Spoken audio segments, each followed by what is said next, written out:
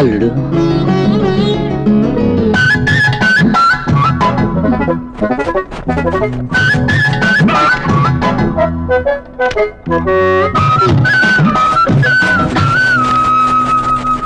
కోడిని కోయడానికి కొడవలు దొరకలేదు, కత్తి దొరికింది. దీంతో కొయ్యాలో ఏంటో. అయ్య బాబాయ్, ఇక్కడ కోడిని కట్టేసిన ఏమైంది? కొంప తీసి అమ్మాయి గారి కానీ ఇప్పేశారంటే. ఇప్పుడు అయ్యగారి కానీ వచ్చారంటే దీని పీక్ కాదు, నా పీక దిగిపోదు. బో బో బో బో బో బో బో బో బో బో బో బో బో బో బో బో బో బో. యారా ఇంకా కోడితో కుస్తీ పడుతున్నావా? అంటే కోడి కూసేదాకా కోడి కూర తయారవుదన్నమాట. నన్నేం చేయమంటారంటే, కోడిని కోయడం చూస్తే అమ్మాయి గారికి కళ్ళు తిరుగుతాయి. అన్నంగిని పక్కన కోడి కూర లేకపోతే తమకు ముద్ద దిగదు. మీ ఇద్దరి మధ్యన నేను మధ్యలో అయిపోతున్నానండి. ఏడ్చావు కానీ కోడిని తగాయి, కడుపు నకనకలాడిపోతాను. అయ్యి బాబు, నేను కోయనండి. ఎందుకు కోయవరా? మా ఇంటాడిది కడుపుతో ఉందండి. ఉంటే బిడ్డ కడుపులో ఉండగా ఇలాంటి పాప పాలు చేస్తే పుట్టబోయే బిడ్డ దోశ తగులుతుంది కదండి. ఓర్ నీ తస్సది, నీకు శాస్త్రం తెలిసిపోయిందిరా. ఏదో మీలాంటి వాళ్ళని కాబట్టి తెలిసిందండి.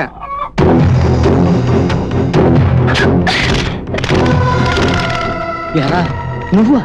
అవును, నేనే మామయ్య. ఒరేయ్, ఇది గిలగిలా కొట్టుకుంటుంది కానీ ముందు లోపలికి తీసుకెళ్తే దీని సంగతి చూడు. అది సరేనాయ్యా, పల్లెటూరులో బతికే వాళ్ళం మాకే కోడిని కొయ్యాలంటే ఒళ్ళు జలదరిస్తుంది. నువ్వేంటి పుసుక్కుమంటూ కసుక్కున పేక దగ్గొచ్చావు? ఇక్కడ మీరు కోడిని కోయడానికి భయపడుతున్నారు. పట్నంలో మనుషులు పీకలు తెగేసుకున్నా ఎవ్వరూ భయపడరు. పక్కాలను చూసి మనం పాడైపోకూడదురా. సరే రా, స్నానం చేసి భోంచదు గాని. ఏమయ్యా, ఇంటికొచ్చిన మేనల్లుని చూస్తుంటే నీకేమీ గుర్తుకు రావడం లేదా? అవునే, వాడికి చేపల కూర అంటే మహా ఇష్టం, మర్చిపోయానే. ఉండు, బజారెళ్ళి చేపలు కొనుక్కొస్తా. చాలే ఊరుకోవయ్యా, ఎప్పుడు కూటి కోసం తప్ప కూతురు కోసం ఆలోచించవా? ఇప్పుడు దాని గురించి ఆలోచించాల్సిన అవసరం ఏమొచ్చింది? ఏమీ రాలేదు, పెళ్లి వయసు వచ్చింది, అందుకే దాని పెళ్లి గురించి ఆలోచించమంటున్నాను. అప్పుడే దానికి పెళ్లి అంటే అది ఇంకా చిన్నపిల్ల కదా. కన్నోళ్ళకి కన్నపిల్లలు ఎప్పుడు చిన్నపిల్లలేనయ్యా. కానీ ఊళ్ళో వాళ్ళంతా దానికి ఇంకా పెళ్లి చేయలేదని చెవులు కొరుక్కుంటున్నారు. కొరుక్కొని వాళ్ళ చెవులో ఓడతాయి. కాదు, ఎదిగిన ఆడపిల్లని ఇంట్లో పెట్టుకుంటే ఇంటి పరువు వీధికెక్కుతుంది. ఎవడో ఏదో అనుకుంటాడని అడ్డమైన వాడికి ఇచ్చి నా కూతురు కట్టబెట్టమంటావా? అయిన వాళ్ళని ఇంట్లో పెట్టుకుని అడ్డమైన వాళ్ళ కోసం వెతకాల్సిన అవసరం ఏమొచ్చిందయ్యా? నువ్వు చెప్పింది నాకేం అర్థం కదా. ముందు నీ మనసులో ఏముందో అది చెప్పు. అదేనయ్యా, ఇదిగో మీ మేనల్లుడికి మన అమ్మాయినిచ్చి చేస్తే ఇద్దరు చిలక గోరింకల్లా మన కళ్ళెదుటే తిరుగుతుంటారయ్యా. నీ ఆలోచన బానే ఉంది కానీ కట్నం లేకుండా కన్న బిడ్డను కట్టబెట్టాలని చూస్తున్నావు అనుకుంటాడేమో. మేనల్లుడైనా అల్లుడుగా చేసుకోవాలంటే ముడుపు చెల్లించాలి కదా. అమ్మాయి పేరు బ్యాంకులో దాచిన ₹1,00,000 వాడికి ఇచ్చేద్దాం. అయినా ఓ మాటడికి చూడండి. వాడు నా చెల్లెల రక్తం పంచుకు పుట్టినవాడే, నా మాట కాదంటాడా? అయినా నీ తృప్తి కోసం ఓ మాట అడిగి చూస్తాను. రఘునందన సీతారామయ్య, మీతో ఒక విషయం మాట్లాడాలని వచ్చాను. నాతో ఏంద్రా అంత రహస్యంగా మాట్లాడే విషయం? కూర్చో. ఇప్పుడు చెప్పు. అది అది అది అది చెప్పరా. నాతో మాట్లాడడానికి నీకు సిగ్గేంట్రా? నేనేమన్నా నీకు పరాయన్నా? అదే మామయ్య, డిగ్రీ పూర్తయింది, ఇంకా పై చదువులు చదివితే గానీ ఈ రోజుల్లో మంచి ఉద్యోగం రాదు. పై చదువులు చదవాలంటే చాలా ఖర్చు అవుతుంది కదరా?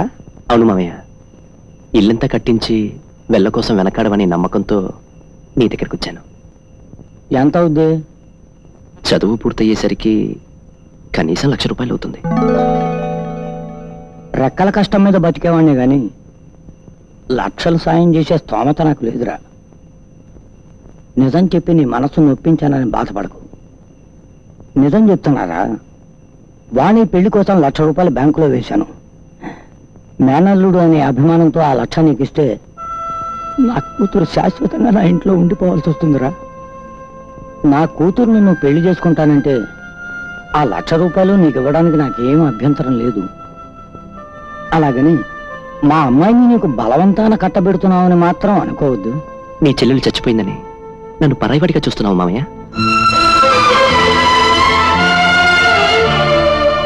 ఏం మామయ్య, మా అమ్మాయి బతికుంటే మీ అమ్మాయిని పరాయింటికి పంపడానికి సిద్ధపడేవాడివా? ఇంతకాలం ఈ విషయం ఎలా అడగాలో తెలియక ఊరుకున్నాను.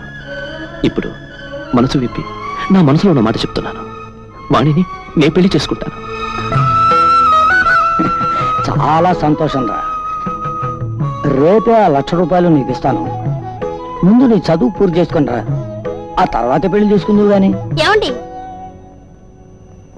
ఆగండి, మీ మాట కడ్డుస్తున్నానని మరోలా భావించకండి. చూడు బాబు, ఈ 1,00,000 రూపాయలు నీకు అప్పుగాను అభిమానంతోనూ ఇవ్వడానికి మేము సిద్ధంగా లేవు. కట్నంగానే ఇస్తున్నాం. నువ్వు పెళ్లి చేసుకోకుండా బయటికి వెళితే పరిస్థితులు ఎలా మారతాయో ఎవ్వరూ చెప్పలేరు. జానకి, నన్ను చెప్పనివ్వండి. 100 మంది మగాళ్ల మధ్య ఒక్కాడది పవిత్రంగా బతకగలదు గాని 10 మంది ఆడవాళ్ల మధ్య ఒక మగాడు పవిత్రంగా బతకలేడు. ఇది శీతకాలం నుండి చరిత్ర చెబుతున్న సత్యం. కనుక మా అమ్మాయి మెళ్ళో 3 ముళ్ళు వేసి మా అల్లుడుగానే బయటికి వెళ్ళి బాబు. మీ ఇష్ట ప్రకారమే కానివ్వండి అత్తయ్య.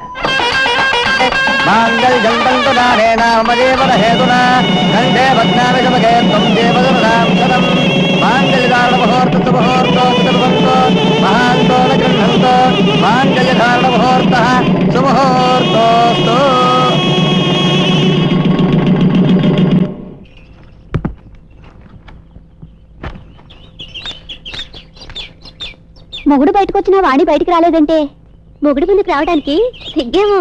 ఏమే శుభం అంటూ అల్లుడు ఊరికెళ్తుంటే అమ్మాయి కనపడదే? శుభం అనే పెళ్లి చేశాం గాని దాని సుఖం ఆలోచించలేదయ్యా మనం. అదేంటే? అదేంటా, పెళ్ళయిందన్న మాటే గాని ఓ అచ్చటా లేదు ముచ్చటా లేదు. మొగుడి చేత ఏమే అని పిలిపించుకోకుండానే మొగుడికి దూరం అయిపోతుంది. ఆ ఎడబాటు భరించలేక ఏ మూలో కూర్చుని ఏడుస్తుంటుంది. ఏడుపెందుకే పిచ్చిదానా? అల్లుడు చదువు పూర్తి చేసుకుని ఉద్యోగంతో తిరిగి వస్తే మన అమ్మాయి కంటే సుఖపడే వాళ్ళు ఎవరుంటారు చెప్పు? సరే గాని అల్లుడిని సరే సాగనంపుతాం. కదండి. మావయ్య, నేను బయలుదేరుతాను, బండికి టైం అవుతుంది. మంచిది బాబు, వెళ్ళి నీ క్షమ సమాచారాలతో అప్పుడప్పుడు ఉత్తరాలు రాస్తుండు. మాకు రాయకపోయినా పర్వాలేదు బాబు. ఆశలన్నీ నీ మీదే పెట్టుకున్న ఆ పిచ్చిదానికైనా ఓ ఉత్తరం ఒక రాయి. ఆ ఉత్తరం చూసుకుని నిన్నుగానే భావించుకుని ఆనందంగా బతికిస్తుంది. అలాగే. ఒరే అబ్బిగా, బండికి టైం అవుతుంది, పానీరా. నువ్వు ఎక్కువ అబ్బాయి గారనే, నా చేతుల మీద కాలేసేకండి, మీకు అంతా సొమ్మే జరుగుద్ది. వద్దులేరా, నేను ఎక్కుతాను. రేయ్, పోనీ లోపలికి. ఉంటా బాబు, ఉత్తరం రాయి.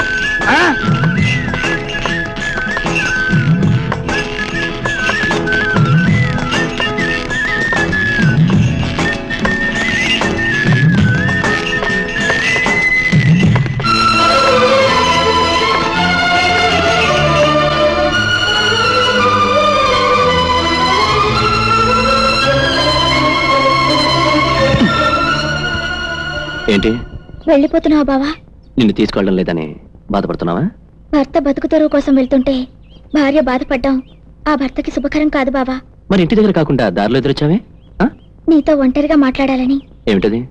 అదే మరి నీ రాక కోసం ఇక్కడ ఒక మనిషి ఎదురు చూస్తుంటుందని నీ గుర్తు చేయడం కోసం. నేను తొందరగా తిరిగి రావడానికి తీపి గుర్తుగా ఏమిస్తున్నా? భర్తకి బహుమతులు ఇచ్చేంత గొప్పదాన్నా బావా? అయినా నీకు ఇవ్వడానికి నా దగ్గరే ఉంది. సర్వ నిక్షేపాలు మీ ఆడవాళ్ళు నిండున్నాయన్న విషయం మేం చెప్పే వరకు మీకు తెలియదు తెలుసా? అంటే ఏంటి బావా? దగ్గరికి రా, చెప్తాను.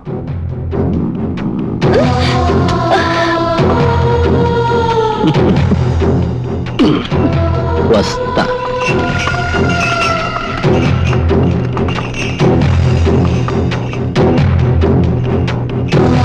ఏంటి మామయ్య చేతిలో సూట్ కేసు? ఏం లేదురా, నేను వచ్చి అప్పుడే 10 యుగాలు అయినట్టుంది. ఇంకా ఎంతకాలం మీ మధ్య ఉండమంటావు?